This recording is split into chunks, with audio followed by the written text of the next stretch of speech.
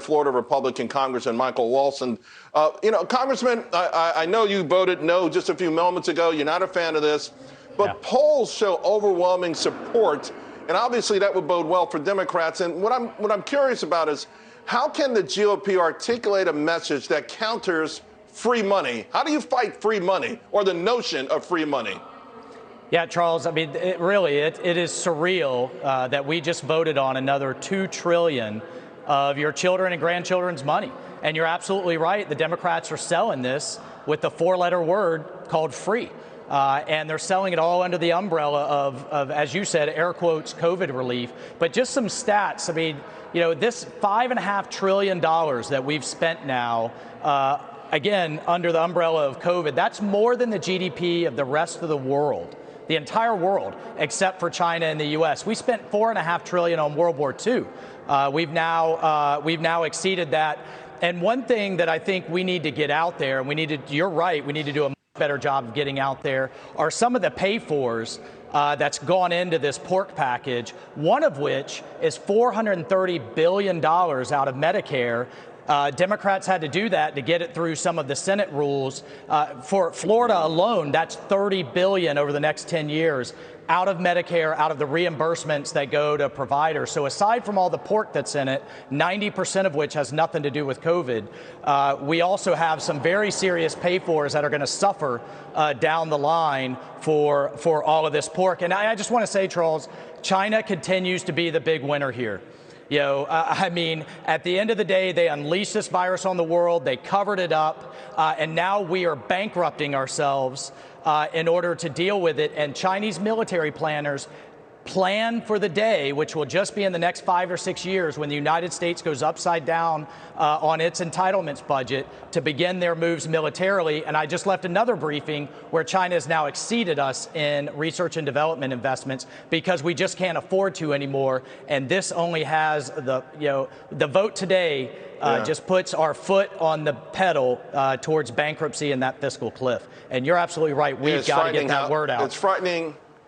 Yeah, it's frightening they've been able over the last 10 years to steal all of this stuff and then compound it with their own investments in things like AI, 5G, to your point, have rocketed past us. Here's the thing, though.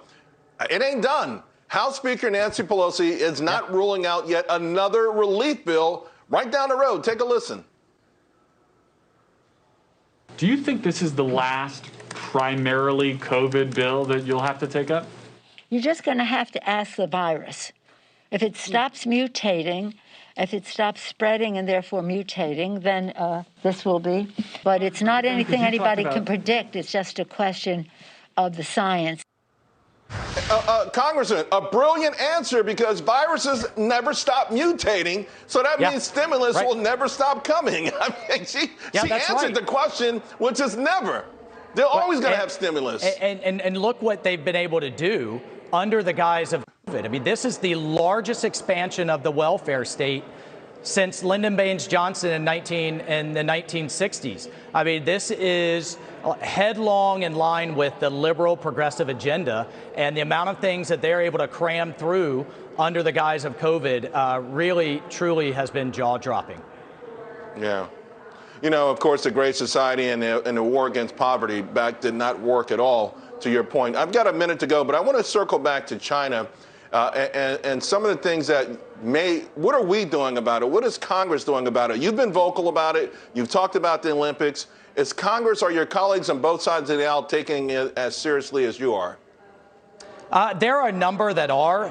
We have legislation in the works, and that was in the last defense bill, to clamp down on their theft of our IP through our research universities, to shift our military assets to deal with what they're doing. As you know, I've called for a boycott of the Olympics in Beijing. How do we reward them with that global platform to whitewash everything that they've done to cover up Corona, and with an ongoing genocide?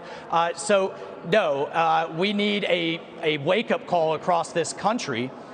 We need to bring that manufacturing back home, particularly in our pharmaceuticals. But heck, Charles, I just found out yesterday that the masks and gloves that we are assigned here as members of Congress is being made in China. So we have a long way to go to bring that manufacturing back home. And if we can't bring it to America, send it to friendly democracies like India, Australia, Malaysia, or others, but get it away from our biggest adversary that we've ever faced.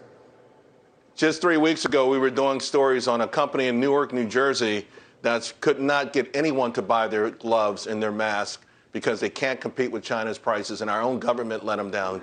Congressman, thank you very much. Always a pleasure to talk with you. Appreciate it. Put me in touch with them, Charles, and I'll buy them right now. All right, take care. You got it.